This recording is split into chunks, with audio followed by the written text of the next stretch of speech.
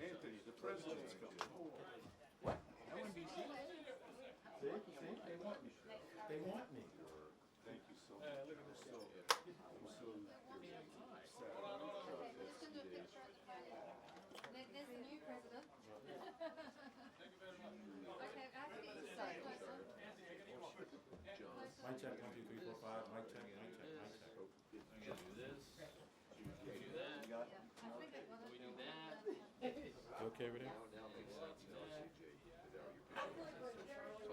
And we're off.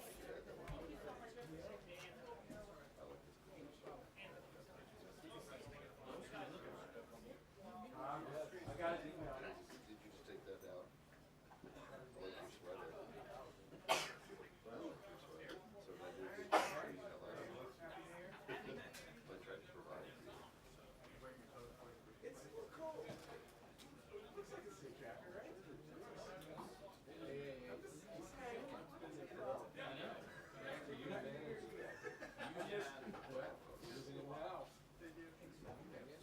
You have so many hats, you have so many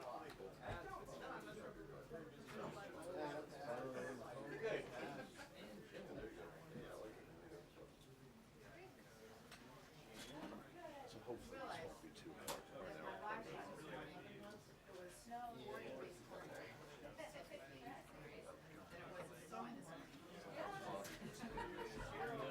NBC. Oh, did you see that? So what happens when Nedra and his wife?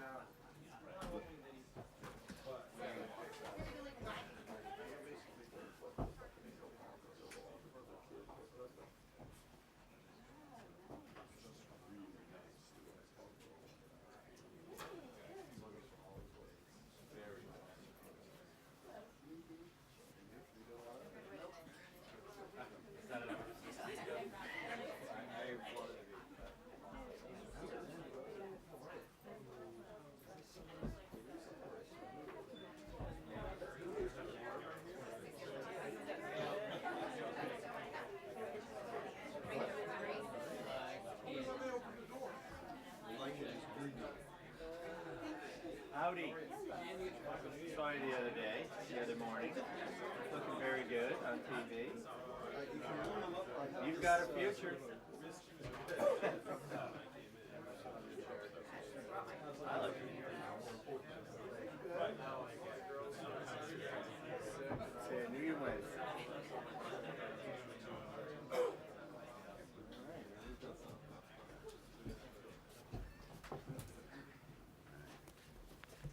Good afternoon, everybody.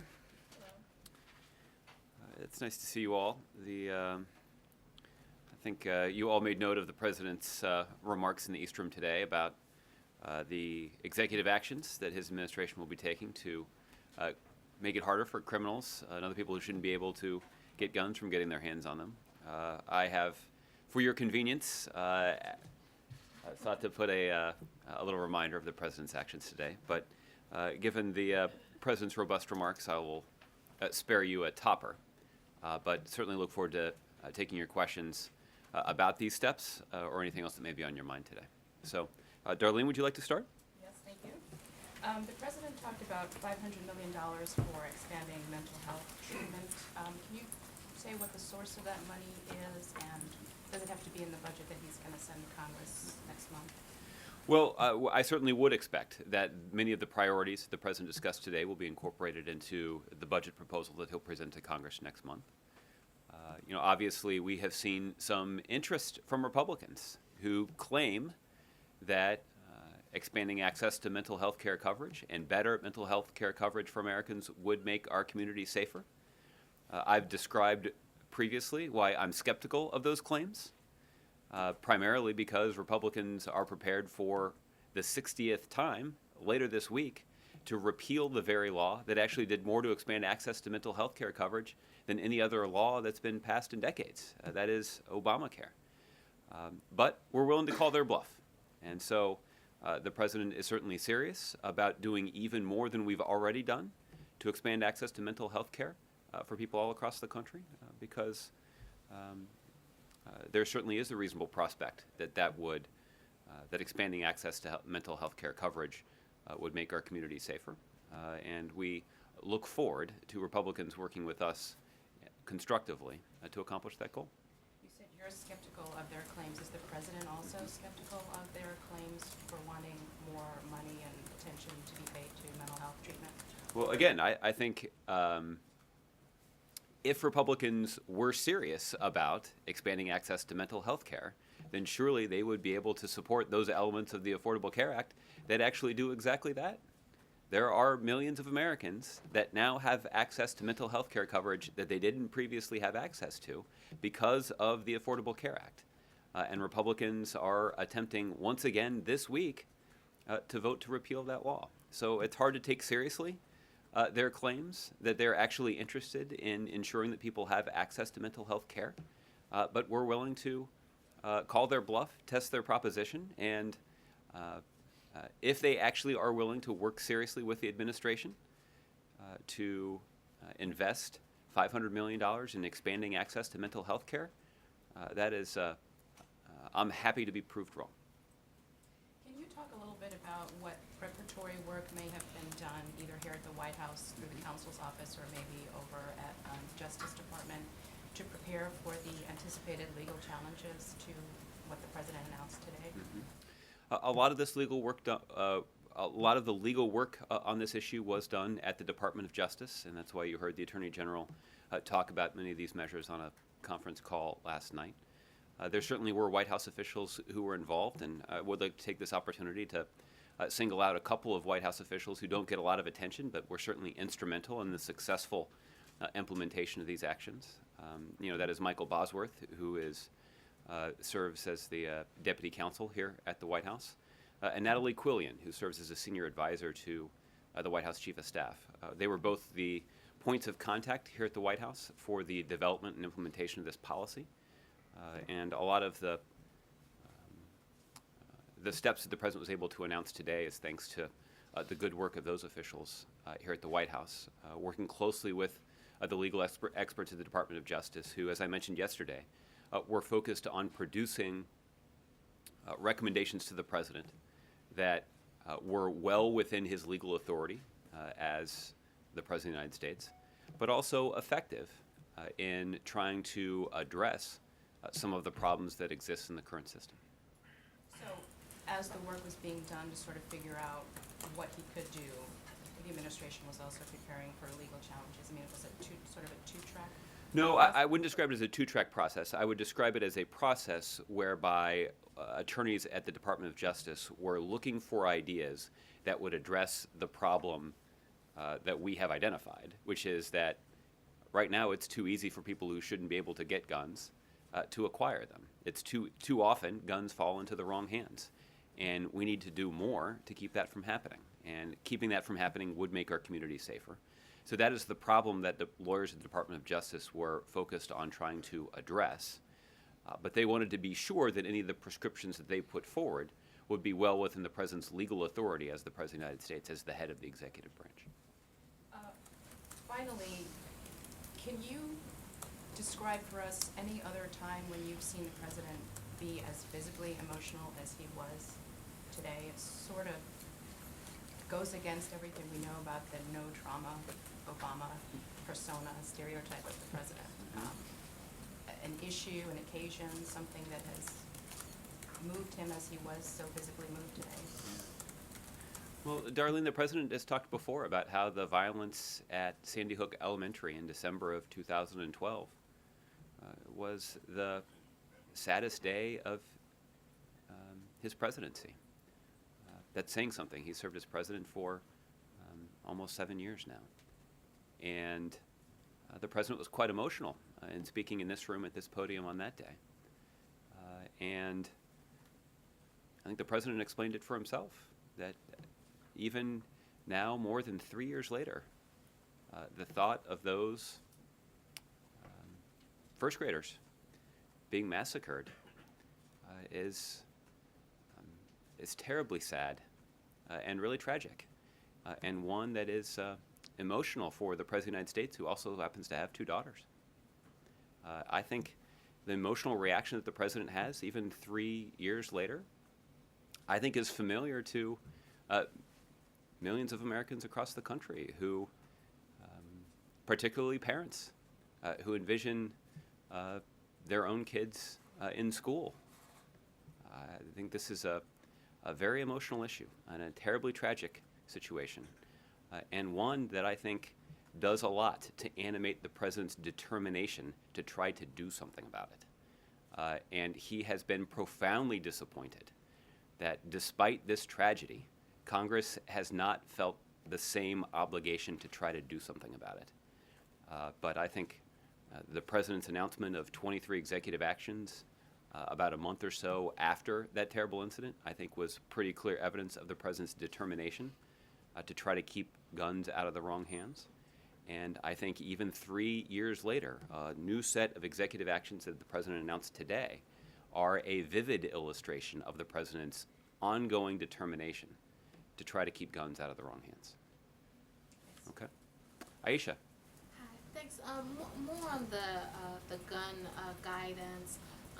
Is the change as far as background checks and ensuring that dealers on the internet, gun shows, other places, that they are adhering to background checks, is that change contingent on having 200 new ATF agents and investigators to enforce it? Because it seems unlikely that Congress would approve funding for those measures. So is that contingent on getting the 200 new agents? Well, I think the point that you're making highlights one of the most vivid contradictions in the position that is advocated by Republicans.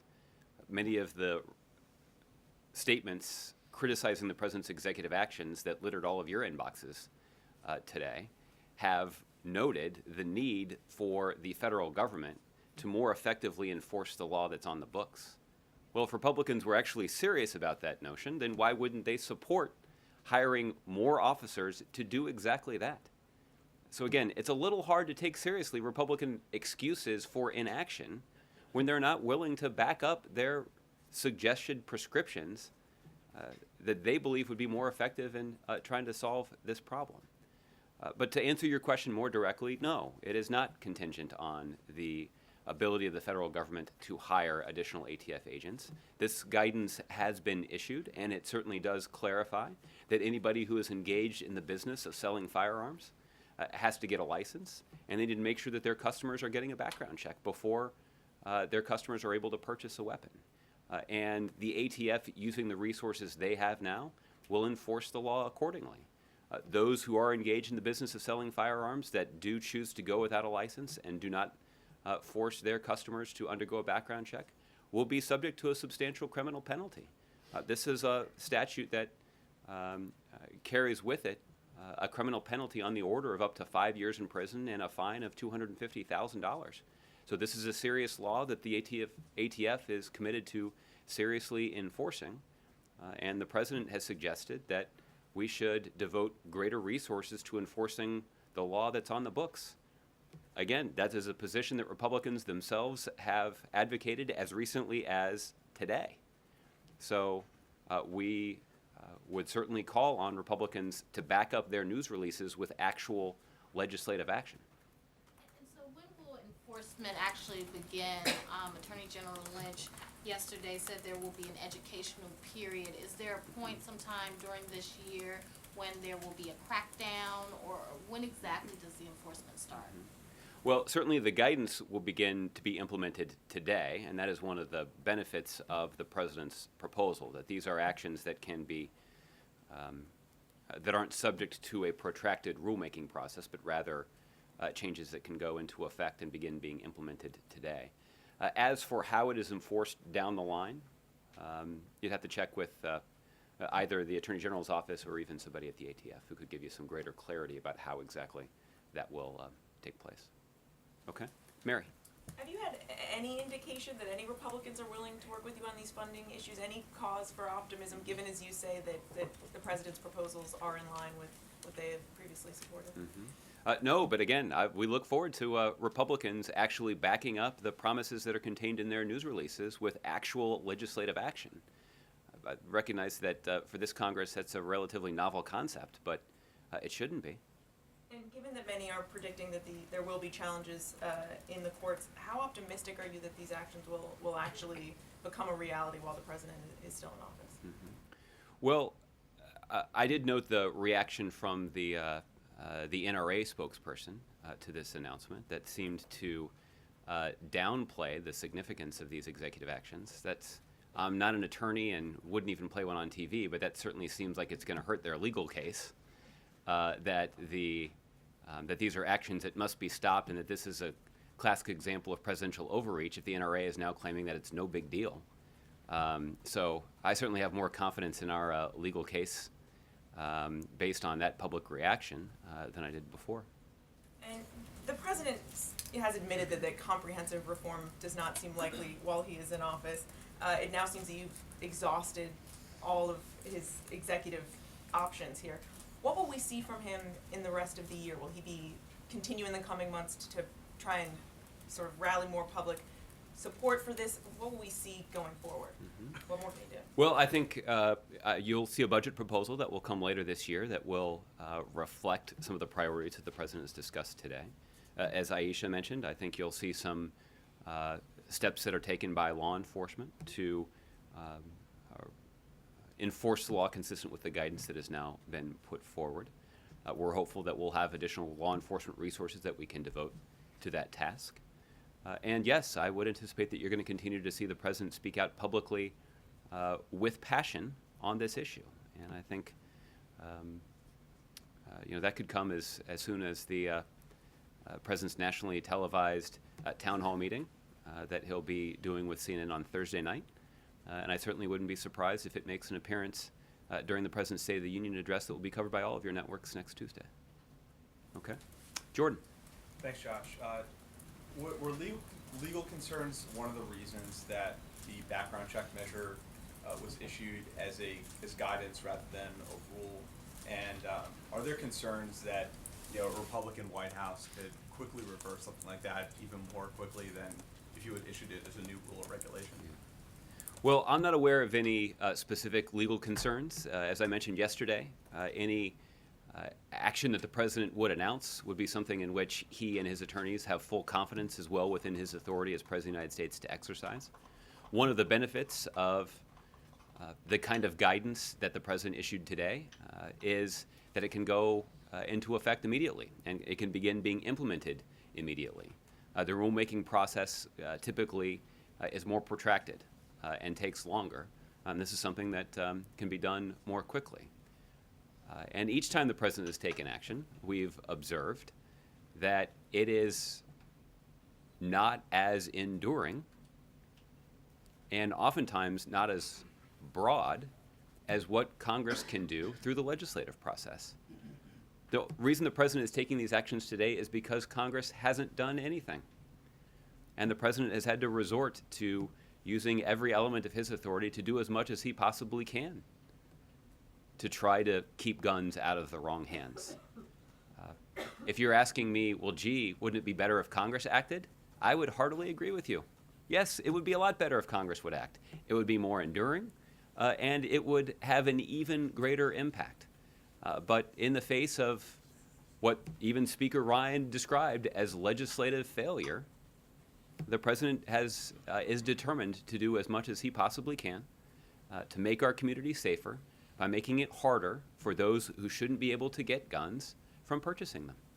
And on a separate topic, is the president aware of the reports that a U.S. service member was killed in Afghanistan, and is there any reaction from the White House on that report? Jordan, I can tell you that the president has been briefed about the ongoing incident in Afghanistan. The Department of Defense has confirmed that one U.S. service member has been killed and at least 2 others have been injured. So I'd refer you to their specific statement. Obviously, this does underscore that Afghanistan is a dangerous place and that our men and women in uniform who continue to serve our country there are putting themselves at risk for our own national security. We're deeply indebted to them for their service and their sacrifice, and certainly our thoughts and prayers are with the family of this individual who was killed today.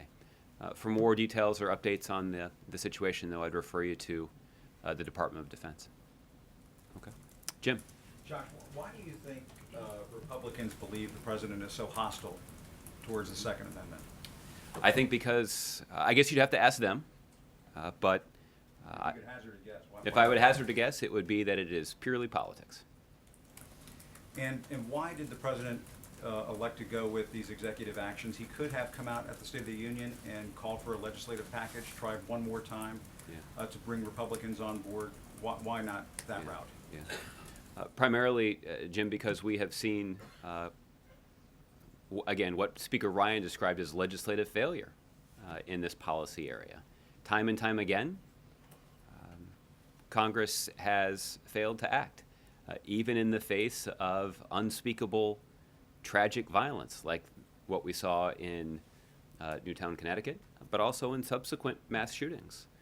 What we also see are the types of acts of gun violence that are similarly tragic, but now so common that they barely rate as news. And even those overwhelming numbers, 30,000 gun deaths in America every year. Over the last decade, 20,000, more than 20,000 children under the age of 18 have been killed by firearms. Hundreds of law enforcement officials have been shot and killed over the last 10 years. If none of that is going to convince Congress to take steps, common sense steps, that would prevent guns from falling into the wrong hands, I'm not sure one more speech from this persuasive president of the United States was going to compel the kind of action that the president clearly believes is needed. The only way, I think, at this point that we're going to see congressional action is when those who share the president's concerns about gun safety and the need to prevent guns from falling into the wrong hands make clear that they're as passionate about this issue as those on the other side are. The good news is that those on the president's side of gun safety far outnumber those on the other side of the debate. But what we need to see on this side of the argument is more passion. And I think the president's passion was on display in the East Room today, not for the first time, but certainly the most recent. And moving forward, I think the president is hopeful that he can inspire that kind of passion among those who agree with him. And again, there's a clear majority of gun owners and even Republicans who agree that some of these common sense steps, like closing the gun show loophole, are the right thing for the country and would make our country safer and could be successfully implemented without undermining the law-abiding, the constitutional rights of law-abiding Americans. And you're not maintaining that the president's actions today effectively closed the gun show loophole. You're not saying that he has administratively done what was attempted back in the previous Congress through the Manchin-Toomey Amendment. Because the guidance, it seems to rely on a lot of self-compliance, and it seems to rely on enforcement. It's not really saying everybody has to have a background check. It's not the same thing, it seems. Is that the right read on this? Well, as you've heard me say in a variety of contexts, executive action is not a substitute for legislative action. And the president taking this executive action today does not in any way absolve Congress of the serious responsibility that they have to take steps and pass legislation that would make it harder for criminals, domestic abusers, and even would-be terrorists from getting their hands on guns. Senator John McCain has sponsored legislation to close the gun show loophole precisely because he said that he knew that criminals and would-be terrorists were using that loophole to arm themselves. So this is not a controversial notion, and this is not an excuse. You're not saying that you've effectively closed the gun show loophole. I continue to believe, and the president continues to believe, that Congress must act. A congressional action, a piece of legislation, would be more effective, in part because, as you point out, it couldn't just be reversed by the next president. And so, yes, the president is as determined as ever to see Congress pass legislation. But again, the president is also quite realistic about how unlikely that is to occur in this Congress.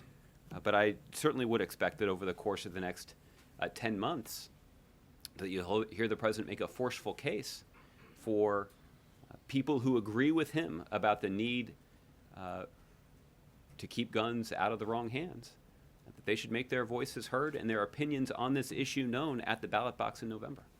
And not just when they're voting for president, but also when they're voting for the representatives in Congress. Okay? Mark?